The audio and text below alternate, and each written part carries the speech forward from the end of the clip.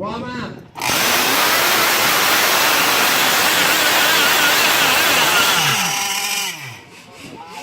ดับเครื่องครับดับเครื่อง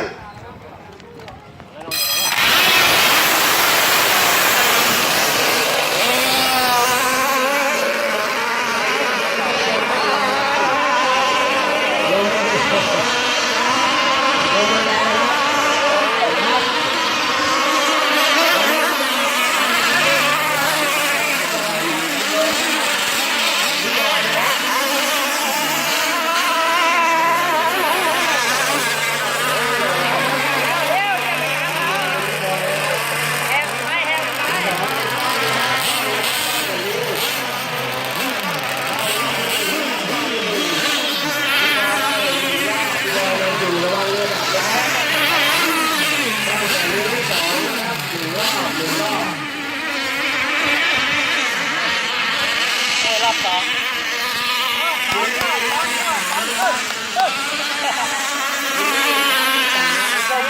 ก็หมุนหมดที่สี่นะครับได้เย็นๆ2 รอบจะใช้ใจหมด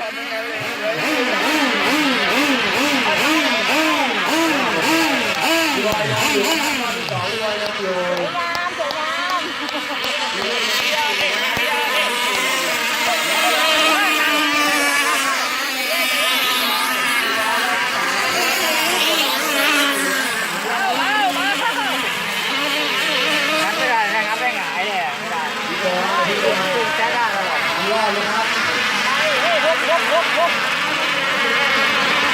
ครับผม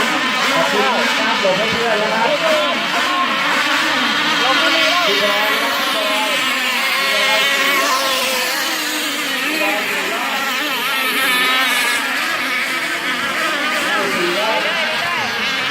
เอาอยู่ครบอย่างเดียวแล้วที่4แล้วทองเลยนะเข้ารอบที่5แล้วครับเข้าสู่รอบที่5แล้วครับระวังเรือ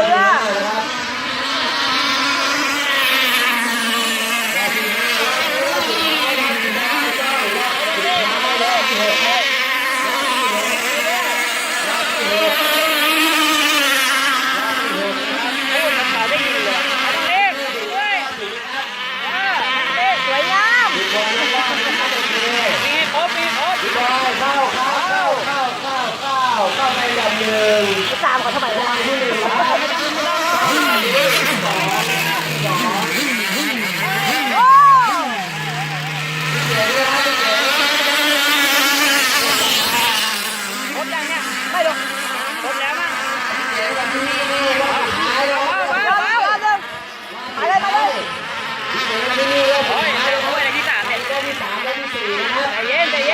แล้วก็มี3อะไรเนี่ยใจเย็น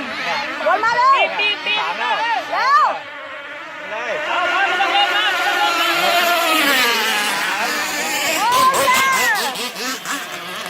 พี่เจ๋งพี่บอยที่1เฮ้ยจะไปตามตูดเขาทำไม